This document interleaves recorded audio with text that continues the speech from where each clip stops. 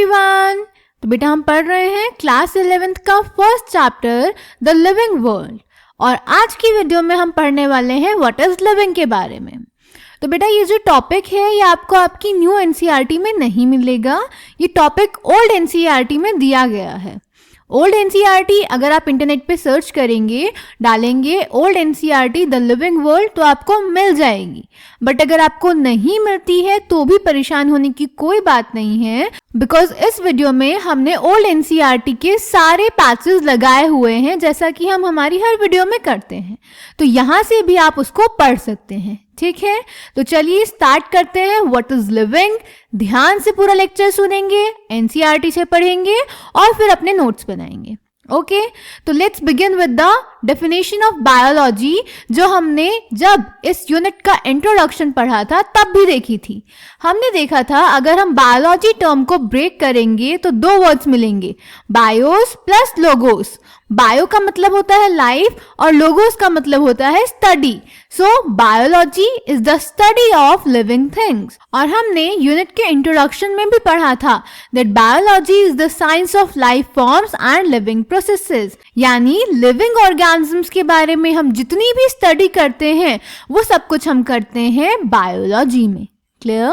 अब हम बायोलॉजी में बेटा पढ़ने वाले हैं लिविंग थिंग्स यानी लिविंग ऑर्गेनिजम्स के बारे में। तो हमें पता होना चाहिए कि लिविंग ऑर्गेनिजम्स होते क्या हैं, हम किस बेसिस पे किसी चीज को लिविंग और नॉन लिविंग बोल सकते हैं। तो कुछ डिस्टिंक्टिव कैरेक्टरिस्टिक्स होती हैं, यानी कुछ फीचर्स होते हैं जिनके बेसिस पे हम डिसाइड करते हैं कि कोई चीज लिविंग है या नॉन लिविंग। अब इन डिस्टिंक्टिव कैरेक्टरिस्टिक्स को भी हम दो कैटेगरीज में डिवाइड करते हैं, which are fundamental characteristics and defining characteristics. Fundamental characteristics वो होती हैं जो जनरली लिविंग ऑर्गेनिजम्स में प्रेजेंट होती हैं, और डिफाइनिंग कैरेक्टरिस्टिक्स वो होती हैं जो लिविंग ऑर्गेनिजम्स में प्रेजेंट होती हैं और साथ ही साथ किसी नॉन लिविंग ऑब्जेक्ट में प्रेजेंट नहीं होती। So what are fundamental characteristics? These may or may not be present in all living organisms, that is they may have exceptions or sometimes they may also be present in non-living. Okay, but what are defining characteristics? They are present in all living organisms, they have no exceptions and they are strictly absent in non-living. तो difference आपको समझ में आया fundamental और defining features में? इससे related question आपको NEET में आएगा बेटा, आपको कैरेक्टरिस्टिक्स दे दी जाएंगी और आपसे पूछा जाएगा इसमें से लिविंग ऑर्गेनिज्म की डिफाइनिंग कैरेक्टरिस्टिक्स कौन सी हैं। तो आपको दोनों में डिफरेंस पता होना चाहिए कि what is the difference between fundamental and defining features. Clear? चलिए अब बात करते हैं एनसीईआरटी में क्या लिखा हुआ है इस बारे में। ठीक है, so when we try to define living we conventionally look for distinctive characteristics exhibited by living organisms, growth, reproduction, ability to sense environment and mount a suitable response come to our mind immediately as unique features of living organisms. One can add a few more features like metabolism, ability to self-replicate, self-organize, interact and emergence to this list. Let us try to understand each of these. तो बेटा इस paragraph में हमें बता रहा है कि living organisms को आइडेंटिफाई करने के लिए हम कुछ डिस्टिंक्टिव कैरेक्टरिस्टिक्स देखते हैं। For example growth, reproduction, environment को सेंस करने की एबिलिटी, उसको रिस्पॉन्ड करने की ability, metabolism, self replication, self organization, interaction and emergence. ये कुछ कैरेक्टरिस्टिक्स हैं जो हमारे माइंड में आती हैं whenever we think about the living organisms. अब हम इनको एक एक करके समझेंगे। ठीक है, ये ओल्ड एनसीईआरटी में दिया गया है, मैं आपको बार बार बता रही हूं, तो अगर आपकी न्यू एनसीईआरटी में नहीं दिया गया है तो आप परेशान नहीं होंगे, इस वीडियो में आपको पूरी एनसीईआरटी मिल जाती है। ओके, चलिए स्टार्ट करते हैं बेटा फर्स्ट कैरेक्टरिस्टिक के साथ, दैट इज ग्रोथ। अब ग्रोथ का क्या मतलब होता है? ग्रोथ आप सबको पता है, ग्रोथ का मतलब होता है बढ़ना। तो यहां पर जब हम डिफाइन करते हैं ग्रोथ को, we define growth as increase in mass and increase in number. यानी कि अगर किसी ऑर्गेनिज्म का मास बढ़ रहा है या उसका नंबर बढ़ रहा है, उसकी सेल्स नंबर में इंक्रीज हो रहे हैं, तो उसको हम बोलते हैं growth. So, increase in mass and increase in number are twin characteristics of growth. ठीक है, ग्रोथ होती कैसे है?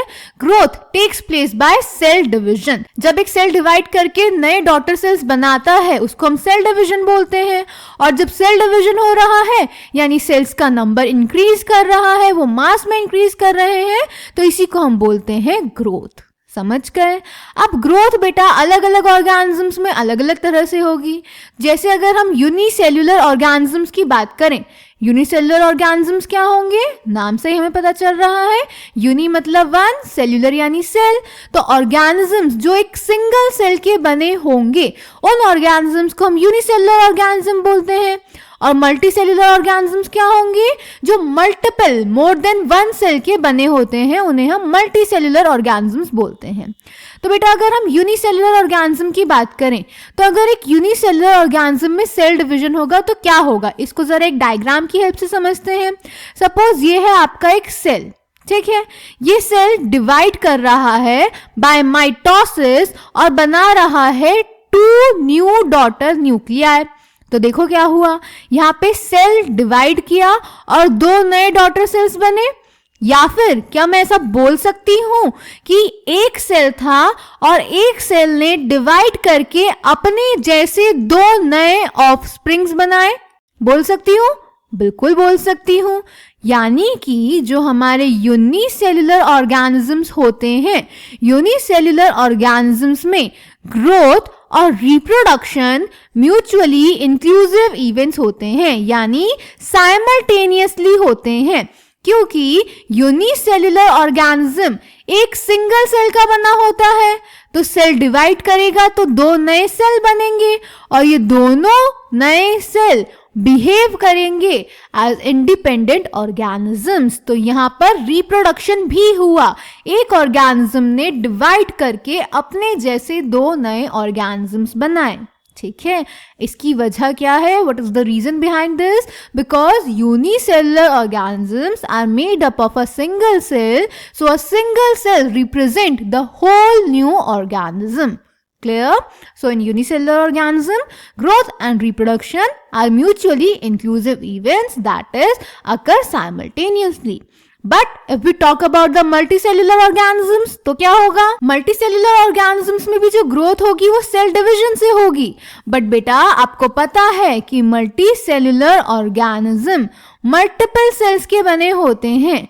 तो सपोज इसमें से कोई एक सेल डिवाइड कर रहा है, इसको मैं दूसरे कलर से बना दूं, इसने डिवाइड करके 2 नए सेल बनाए और बाकी के जो हमारे 4 सेल्स हैं वो एज इट इज रह गए। तो यहाँ पर एक ही सेल अभी डिवाइड हुआ है, तो क्या ये जो 2 नए सेल बने ये नया ऑर्गेनिज्म रिप्रेजेंट करेंगे? बिल्कुल भी नहीं। Multicellular organism multiple cells का बना होता है। जब सारे सेल्स डिवाइड करके एक प्रॉपर प्रोसेस से नया ऑर्गेनिज्म बनाएंगे तभी उसको हम रिप्रोडक्शन बोलेंगे। एक सेल के डिवीजन से यहाँ जो नए सेल्स बनेंगे उसको हम एज न्यू ऑर्गेनिज्म कंसिडर नहीं कर सकते। Therefore, in multicellular organism, growth and reproduction are mutually exclusive events. That is, they do not occur simultaneously.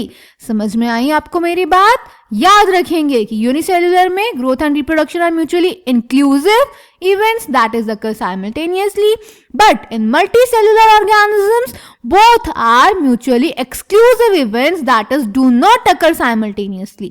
उसके पीछे का रीजन भी आप लोगों को मैंने समझा दिया है। आई होप आपको क्लियर हो गया होगा। ठीक है, अब बात करते हैं बेटा growth in plants and in animals की। प्लांट्स में अगर आपने देखा हो तो plants throughout the life grow ही करते रहते हैं। उनकी लाइफ में जो ग्रोथ होती है वो कंटिन्यूअस होती है through out their life span. जितना भी उनका लाइफ स्पैन है, जितने टाइम के लिए भी वो जिंदा रह सकते हैं, उस पूरे टाइम में वो अपनी ग्रोथ करते रहते हैं। That is in plants growth is indefinite और अनलिमिटेड। ऐसा क्यों होता है? बिकॉज प्लांट्स में बेटा मेरिस्टेमेटिक टिश्यूज प्रेजेंट होते हैं which have the ability to always divide. Meristematic tissues हमेशा डिवाइड करते रहते हैं, इसी की वजह से प्लांट्स में कंटिन्यूअस ग्रोथ होती है, that is unlimited indefinite growth होती है। बट अगर एनिमल्स की बात करें तो एनिमल्स एक सर्टेन एज के बाद ग्रोथ करना छोड़ देते हैं, उनकी ग्रोथ रुक जाती है, that is animals show definite और लिमिटेड ग्रोथ। अब इनकी बॉडी में जो सेल डिवीजन होगा वो सिर्फ सेल रिपेयर के लिए होगा, ना कि ग्रोथ के लिए। समझ गए? ठीक है, अब बात करते हैं लिविंग और नॉन लिविंग की। तो लिविंग में बेटा intrinsic that is internal growth होती है। अब इसका क्या मतलब है? हमारी ग्रोथ कैसे होगी? जब हमारे सेल्स डिवाइड करेंगे। सेल्स हमारे आउटर सरफेस पे है या हमारे इनर बॉडी में है? सेल्स हमारी इनर बॉडी में है। तो जितने भी लिविंग ऑर्गेनिजम्स होते हैं वो सेल डिविजन से ग्रो करते हैं, तो इसलिए इसको बोलते हैं इंट्रिंसिक ग्रोथ। बट जो नॉन लिविंग ऑर्गेनिज्म होते हैं, सपोज आप अगर एक बुक को रोड के साइड रख दोगे काफी टाइम तक तो उस पर धूल इकट्ठा हो जाएगी, तो उस धूल का भी तो कुछ मास होगा, यानी ultimately after a certain period of time उस बुक का मास इंक्रीज हो जाएगा। क्यों? क्योंकि उसके सरफेस पे कुछ डस्ट पार्टिकल्स एक्सटर्नली एक्यूमुलेट हो गए हैं। सो यहाँ पे अगर मास इंक्रीज हो रहा है तो हम बोलेंगे कि उस बुक ने भी ग्रोथ शो करी। Book is a non living thing, so non living things also show growth by the accumulation of material on the surface, that is उनकी बॉडी में एक्सटर्नल ग्रोथ होती है जिसको हम बोलते हैं एक्सट्रिंसिक ग्रोथ। समझ गए? तो लिविंग और नॉन लिविंग दोनों ही ग्रोथ शो करते हैं। Living intrinsic internal growth show करते हैं और non living extrinsic that is external growth show करते हैं due to the accumulation of material on their surface. Okay, अब याद करो हमने क्या बोला था, डिफाइनिंग फीचर्स क्या होंगे? जो सिर्फ और सिर्फ लिविंग ऑर्गेनिजम्स में प्रेजेंट होंगे, नॉन लिविंग में प्रेजेंट नहीं होंगे। बट ग्रोथ तो हम देख सकते हैं लिविंग में भी प्रेजेंट है, नॉन लिविंग में भी प्रेजेंट है। तो क्या ग्रोथ एक डिफाइनिंग प्रॉपर्टी हुई? बिल्कुल भी नहीं। Therefore, growth is not a defining property. But if we talk about the intrinsic growth, that is internal growth, तो क्या नॉन लिविंग ऑब्जेक्ट्स में इंटरनल ग्रोथ होगी? नहीं होगी। इंटरनल ग्रोथ सिर्फ लिविंग ऑर्गेनिजम्स में होगी। Therefore, intrinsic growth is a defining property. Clear? Okay, चलिए अब इसको एनसीईआरटी से पढ़ लेते हैं। ये आपको ओल्ड एनसीईआरटी में मिल जाएगा। ऑल लिविंग ऑर्गेनिजम्स ग्रो, सारे लिविंग ऑर्गेनिजम्स ग्रोथ शो करते हैं। Increase in mass and increase in number of individuals are twin characteristics of growth. यहां से बेटा क्वेश्चन पूछ लिया जाता है what are the twin characteristics of growth, तो आपको पता होना चाहिए increase in mass and increase in number are twin characteristics of growth. A multicellular organism grows by cell division. In plants, this growth by cell division occurs continuously throughout their lifespan. In animals, this growth is seen only up to a certain age. However, cell division occurs in certain tissues to replace lost cells. यानी plants में indefinite unlimited growth होती है, हमेशा growth होती रहती है, और जो एनिमल्स होते हैं एनिमल्स में लिमिटेड ग्रोथ होती है, और उसके बाद जो सेल डिवीजन होता है वो सेल रिपेयर के लिए होता है। Then unicellular organisms grow by cell division. One can easily observe this in vitro cultures by simply counting the number of cells under the microscope. In vitro का मतलब होता है बेटा in lab conditions. तो बोल रहे हैं कि unicellular organisms cell division से growth show करते हैं, और इसको हम laboratory conditions में स्टडी कर सकते हैं by simply counting the number of organisms. In majority of higher animals and plants, growth and reproduction are mutually exclusive events. One must remember that increase in body mass is considered as growth.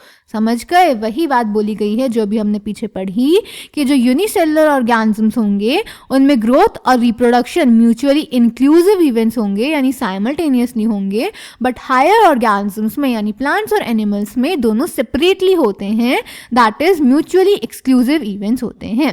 Non living objects also grow if we take increase in body mass as a criteria for growth, जो कि अभी मैंने आपको example की help से समझाया।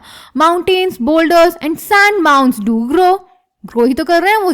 जब उनके ऊपर सैंड एक्यूमुलेट होता जा रहा है तो मास और साइज दोनों बढ़ता जा रहा है, तो वो ग्रो कर रहे हैं। However, this kind of growth exhibited by non-living objects is by accumulation of material on the surface। तो पूछा जाएगा नॉन लिविंग ऑब्जेक्ट्स ग्रोथ कैसे करते हैं, तो आपको पता होना चाहिए by the accumulation of material on their external surface। In living organisms, growth is from inside। Growth therefore cannot be taken as a defining property of living organisms। अब क्योंकि growth living और non living दोनों ही show कर रहे हैं, therefore it is not a defining property of living organisms।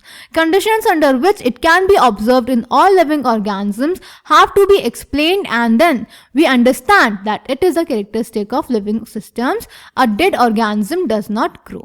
याद रहेगा बेटा। आई होप आपको फर्स्ट कैरेक्टरिस्टिक समझ में आई होगी। अब चलते हैं सेकेंड कैरेक्टरिस्टिक के पास, जो है रिप्रोडक्शन। तो रिप्रोडक्शन आप सबको पता है। रिप्रोडक्शन क्या होता है? Production of progeny possessing features more और less similar to those of parents. जब एक ऑर्गेनिज्म अपने जैसे नए ऑर्गेनिजम्स प्रोड्यूस करता है तो उस प्रोसेस को हम बोलते हैं रिप्रोडक्शन। समझ गए? रिप्रोडक्शन दो टाइप का होता है, asexual and sexual. Asexual reproduction में गैमीट फॉर्मेशन नहीं होता, सेक्सुअल में होता है। एसेक्सुअल जनरली यूनिपैरेंटल होता है, जबकि सेक्सुअल रिप्रोडक्शन यूनिपैरेंटल भी हो सकता है और बायपैरेंटल भी हो सकता है। यानी एसेक्सुअल रिप्रोडक्शन में एक ही पेरेंट इन्वॉल्व होता है और सेक्सुअल रिप्रोडक्शन में एक पेरेंट भी हो सकता है और दो भी हो सकते हैं। एसेक्सुअल में क्योंकि यूनिपैरेंटल है और गैमीट फॉर्मेशन नहीं हो रहा है तो कोई वेरिएशन नहीं आते हैं, जबकि सेक्सुअल में वेरिएशंस प्रेजेंट होते हैं। तो एसेक्सुअल एक सिंपल रिप्रोडक्शन का मेथड होता है और सेक्सुअल एक कॉम्प्लेक्स मेथड है। तो क्योंकि एसेक्सुअल सिंपल है तो ये जल्दी हो जाता है और सेक्सुअल में टाइम लगता है। ठीक है, एसेक्सुअल रिप्रोडक्शन और सेक्सुअल रिप्रोडक्शन आप डिटेल में क्लास 10th में पढ़ के आए हैं। आई होप आपको ये आता होगा अच्छे से। इसकी समरी मैंने आपको यहाँ पे एक्सप्लेन कर दी है। ठीक है, चलिए अब बात करते हैं टाइप्स ऑफ एसेक्सुअल रिप्रोडक्शन की। बेटा इसको भी हम शॉर्ट में कंसिडर करेंगे क्योंकि ये भी आप क्लास 10th में ऑलरेडी पढ़कर आए हैं। तो सबसे पहला मेथड है स्पोर फॉर्मेशन से, जिसका एग्जाम्पल है फंजाई। एग्जाम्पल्स याद करना बहुत ज्यादा इंपॉर्टेंट है, इससे क्वेश्चन आता है। तो बेटा स्पोर फॉर्मेशन में क्या होता है? फंजाई क्या करेगा? अपना छोटे छोटे स्पोर्स बनाएंगे जो कि फेवरेबल कंडीशन में जर्मिनेट करके न्यू फंजाई ग्रो करेंगे। देन बडिंग का एग्जाम्पल है ईस्ट और हाइड्रा। इसमें क्या होता है? जो पेरेंटल बॉडी होती है उससे एक बर्ड फॉर्मेशन स्टार्ट होता है और जब वो बर्ड मैच्योर हो जाती है तो वो सेपरेट होके पेरेंट बॉडी से एक नया ऑर्गेनिज्म बना देती है। देन रीजनरेशन, जिसका एग्जाम्पल है प्लेनेरिया, जिसके बारे में हम पढ़ेंगे एनिमल किंगडम में। रीजनरेशन क्या होता है? जैसे अगर किसी ऑर्गेनिज्म का एक पार्ट कट हो गया तो वो ऑर्गेनिज्म उस पार्ट को दोबारा से रीजनरेट कर लेगा, दोबारा से फॉर्म कर लेगा। इस प्रोसेस को हम बोलते हैं regeneration. Then third is fragmentation. Fragmentation क्या होता है? इसका एग्जांपल है fungi, filamentous algae, protonema of mosses. Very very very very important, इस पे क्वेश्चन आता है बेटा और आ चुका है बहुत बार। तो क्या होता है फ्रेगमेंटेशन में? फ्रेगमेंटेशन में जैसे एक ऑर्गेनिज्म है उसको आपने अलग अलग फ्रेगमेंट्स में डिवाइड कर दिया तो हर फ्रेगमेंट से एक नया ऑर्गेनिज्म प्रोड्यूस हो जाएगा, इसको बोलते हैं फ्रेगमेंटेशन। तो फ्रेगमेंटेशन और रीजनरेशन में क्या डिफरेंस है? जैसे सपोज बेटा ये एक ऑर्गेनिज्म है, इसको हमने यहाँ से ऐसे कट किया तो ये दो पार्ट्स में ऐसे कन्वर्ट हो जाएगा। तो इसका जो मेजर पार्ट होगा वो अपना माइनर पार्ट रीजनरेट करेगा और बिहेव करेगा as new organism. This is regeneration. और फ्रेगमेंटेशन में क्या होगा? सपोज ये ऑर्गेनिज्म है, इसको आपने 3 फ्रेगमेंट्स में डिवाइड कर दिया तो इसके ये 3 फ्रेगमेंट्स बन जाएंगे। तो इसका हर फ्रेगमेंट एक नया ऑर्गेनिज्म रीजनरेट करने की एबिलिटी रखता है। इस प्रोसेस को हम बोलते हैं fragmentation. So this is the difference between regeneration and fragmentation. Okay, then last is binary fission. Binary fission यानी एक सेल अपने आप को 2 में डिवाइड कर देगा, इसको हम बोलते हैं बाइनरी फिजन, जो कि अमीबा शो करता है। ठीक है, तो ये सारे एग्जाम्पल्स बेटा आपको याद होने चाहिए। क्लियर? ओके, चलिए अब बात करते हैं कि ऑर्गेनिजम्स क्या कोई ऐसे होंगे जो रिप्रोडक्शन शो नहीं करते? तो बेटा हाँ, ऐसे लिविंग ऑर्गेनिजम्स एग्जिस्ट करते हैं जो रिप्रोडक्शन शो नहीं करते, जैसे म्यूल्स, स्टेराइल वर्कर बीज और इनफर्टाइल ह्यूमन कपल्स। तो यानी कि रिप्रोडक्शन एक ऐसा कैरेक्टरिस्टिक है जो जनरली लिविंग ऑर्गेनिजम्स में प्रेजेंट होता है, बट जरूरी नहीं है कि सारे लिविंग ऑर्गेनिजम्स में प्रेजेंट होगा, यानी इसके एक्सेप्शंस होंगे, बट कोई भी non living object reproduction show नहीं करता। तो अब मुझे बताइए, क्या रिप्रोडक्शन डिफाइनिंग फीचर है या नहीं? नहीं। क्यों? क्योंकि रिप्रोडक्शन सारे लिविंग ऑर्गेनिजम्स में प्रेजेंट नहीं होता। Therefore reproduction is not a defining feature. Clear? तो बेटा अब इसको एनसीईआरटी से पढ़ लेते हैं। Reproduction, likewise, is a characteristic of living organisms. In multicellular organisms, reproduction refers to the production of progeny possessing features more or less similar to those of parents. Reproduction क्या होता है? नए offsprings, नए progeny बनना, यानी नए organisms बनना जो parents की ही जैसे होते हैं। Invariably and implicitly, we refer to sexual reproduction. Organisms reproduce by asexual means also. Fungi multiply and spread easily due to the millions of asexual spores they produce. In lower organisms like yeast and hydra, we observe budding. In planaria, that is flatworms, we observe true regeneration, that is, a fragmented organism regenerates the lost part of its body and becomes a new organism. The fungi, the filamentous algae, the protonema mosses all easily multiply by fragmentation. इन सारे examples की बात हम कर चुके हैं. When it comes to unicellular organisms like bacteria, unicellular algae और amoeba, reproduction is synonymous with growth. ये हमने growth में पढ़ा. That is increase in number of cells. We have already defined growth as equivalent to increase in cell number or mass. Hence, we notice that in single-celled organisms, we are not very clear about the usage of these two terms, that is growth and reproduction, because both of them are mutually inclusive events. Further, there are many organisms which do not reproduce, for example, mules, sterile worker bees, infertile human couples, etc. Hence, reproduction also cannot be an all-inclusive defining characteristic of living organisms. Of course, no non-living object is capable of reproducing or replicating by itself. तो यहाँ पर हमने पढ़ा बेटा reproduction के बारे में, जिससे हमें पता चला it is not a defining property because it is absent in some of the living organisms. Clear? Now we will talk about the third characteristic which is metabolism. Metabolism क्या होता है बेटा? हमारी पूरी बॉडी बनी होती है केमिकल्स की, तो इन केमिकल्स का फॉर्मेशन भी होता है, ब्रेक डाउन भी होता है. तो जितने भी केमिकल रिएक्शंस हमारी बॉडी में होते हैं उन सब का सम टोटल होता है metabolism. So what is metabolism? It is the sum total of all the chemical reactions occurring in our body, that is in vivo. Body की conditions को हम बोलते हैं in vivo. हमारी जो बॉडी है पूरी बनी होती है केमिकल्स की, जो छोटे भी हो सकते हैं, बड़े भी हो सकते हैं, डिफरेंट क्लासेस को बिलोंग कर सकते हैं, डिफरेंट साइज के हो सकते हैं और सबका फंक्शन भी डिफरेंट होता है. इन केमिकल्स को हम एक्चुअली बायोमोलिक्यूल्स बोलते हैं, जिनके बारे में हम 11th क्लास में ही पढ़ेंगे हमारे चैप्टर बायोमोलिक्यूल्स में. फिर इन केमिकल्स का कन्वर्जन होता है टू फॉर्म डिफरेंट बायोमोलिक्यूल्स. इन केमिकल रिएक्शंस को ही हम बोलते हैं मेटाबॉलिक रिएक्शंस. ठीक है? तो हमारी बॉडी में थाउजेंड्स ऑफ मेटाबॉलिक रिएक्शंस होते हैं साइमल्टेनियसली, जो कि यूनिसेलुलर में भी होते हैं, मल्टीसेलुलर में भी होते हैं, यानी हर लिविंग ऑर्गेनिज्म में होते हैं. अभी जो मेटाबॉलिक रिएक्शंस होते हैं ये दो टाइप के होते हैं, एनाबॉलिज्म एंड कैटाबॉलिज्म. एनाबॉलिज्म में किसी चीज का सिंथेसिस होता है और कैटाबॉलिज्म में किसी चीज का ब्रेक डाउन होता है. इसको मैंने कैसे याद किया था? कैटाबॉलिज्म. कैटाबॉलिज्म में वर्ड आ रहा है कैटा, इसको रिलेट कर सकते हैं कट से. कट यानी किसी चीज का कटिंग करना, ब्रेक डाउन करना. सो कैटाबॉलिक रिएक्शंस क्या होते हैं? जिसमें किसी चीज का ब्रेक डाउन होता है. और एनाबॉलिक रिएक्शंस क्या होते हैं? जिसमें किसी चीज का सिंथेसिस होता है. For example photosynthesis. और कैटाबॉलिज्म का एग्जाम्पल हो जाएगा रेस्पिरेशन. तो इन सब का सम टोटल होता है मेटाबॉलिज्म. अब एनाबॉलिज्म में सिंथेसिस हो रहा है और कैटाबॉलिज्म में ब्रेक डाउन. तो जब एनाबॉलिज्म का रेट ज्यादा होगा कैटाबॉलिज्म के रेट से, तभी किसी चीज की ग्रोथ होती है. याद रखेंगे. ठीक है? अब सारे लिविंग ऑर्गेनिजम्स में मेटाबॉलिज्म होता है, बट किसी भी नॉन लिविंग ऑब्जेक्ट में मेटाबॉलिज्म नहीं होता, और मेटाबॉलिज्म का लिविंग ऑब्जेक्ट्स में, लिविंग ऑर्गेनिजम्स में कोई भी एक्सेप्शन नहीं है।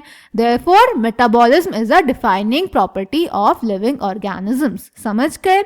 इसके लिए हम एक चीज और समझेंगे कि इन विट्रो कंडीशन में, लैब कंडीशन में जो केमिकल रिएक्शंस होते हैं, इसका क्या मतलब हुआ? हमने लैब में एक वेसल लिया, ठीक है, इसमें हमने कुछ केमिकल्स डाले, वो केमिकल्स आपस में रिएक्ट करे और एक प्रोडक्ट बन गया, तो रिएक्शन अपने आप हुआ। इस रिएक्शन को बोलेंगे लिविंग रिएक्शन। बट ये जो सिस्टम है ये नॉन लिविंग सिस्टम है। इस सिस्टम को हम सेल फ्री सिस्टम बोलते हैं, यानी सेल के बाहर हम आइसोलेटेड मेटाबॉलिक रिएक्शंस करवा रहे हैं।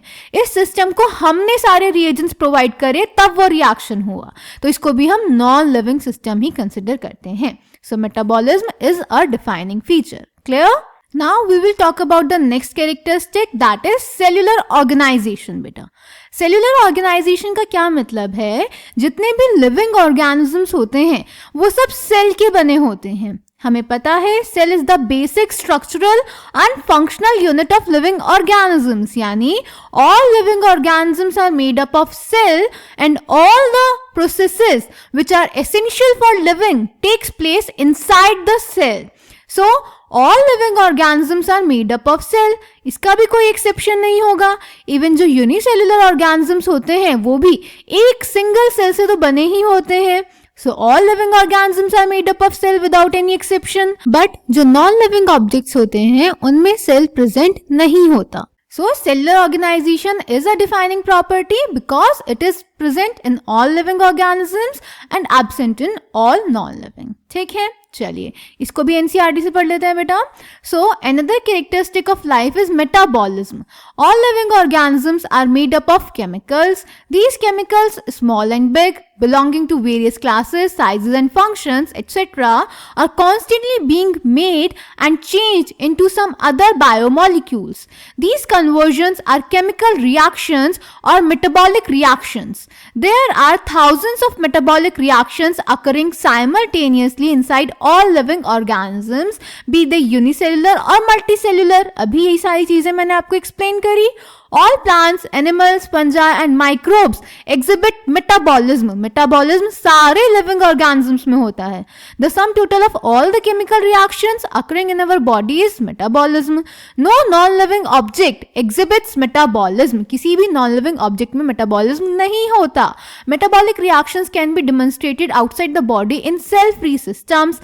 An isolated metabolic reaction outside the body of an organism performed in a test tube is neither living nor non-living. Hence, while metabolism is a defining feature of all living organisms, without exception, isolated metabolic reactions जो कि हम in vitro condition में कराते हैं are not living things but surely living reactions. Hence, cellular organization of the body is the defining feature of life forms. समझ गए?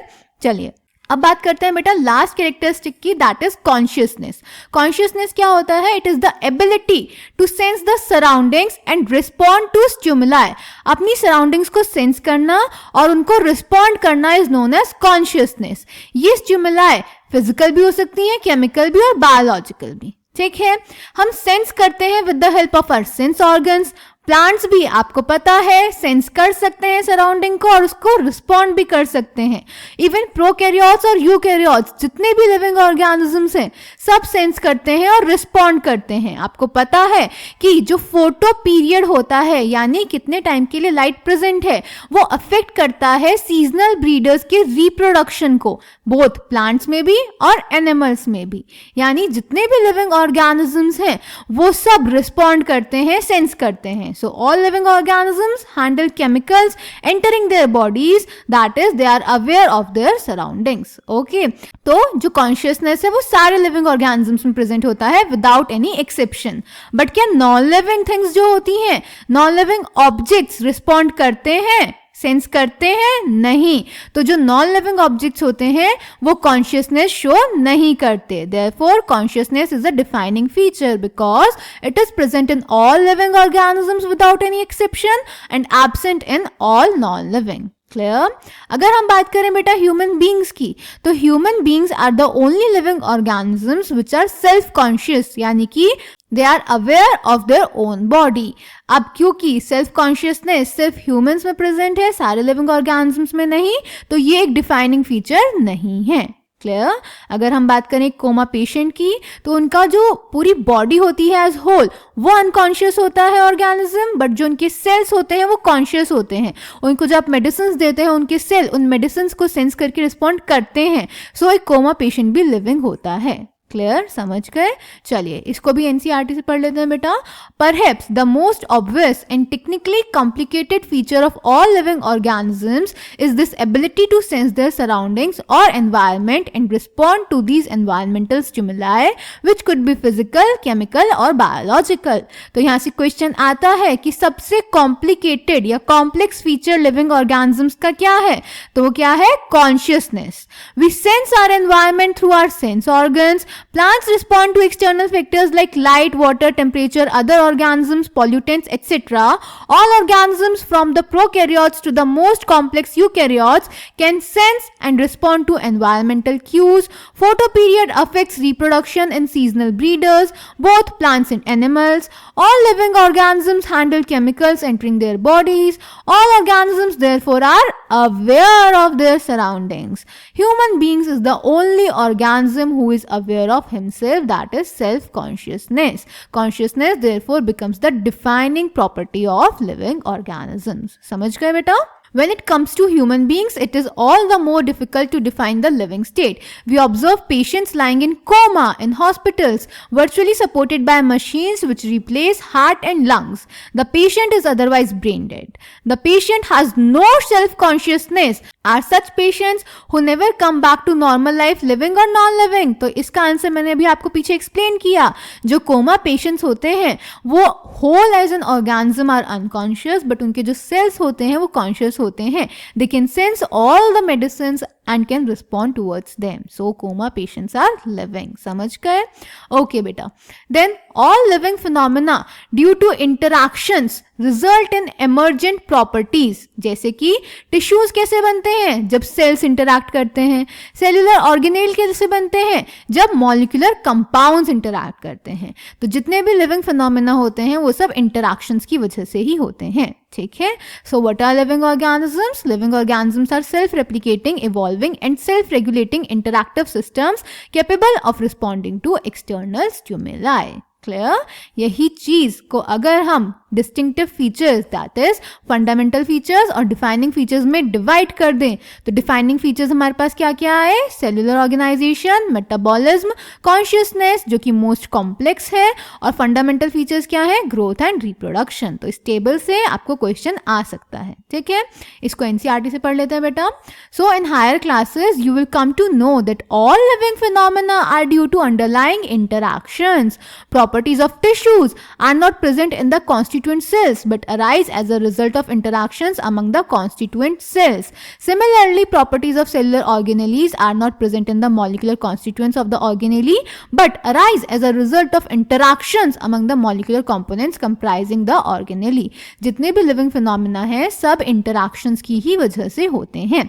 These interactions result in emergent properties at a higher level of organization. This phenomenon is true in the hierarchy of organizational complexity at all levels.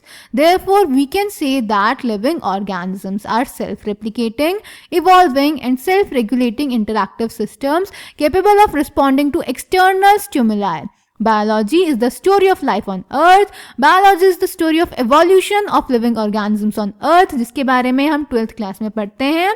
All living organisms, present, past and future, are linked to one another by the sharing of the common genetic material, but to varying degrees. इसके बारे में भी हम class 12th में पढ़ते हैं। ठीक है, तो ये था बेटा आपका टॉपिक व्हाट इज लिविंग, जो कि आपको ओल्ड एनसीईआरटी में मिलेगा, न्यू में नहीं।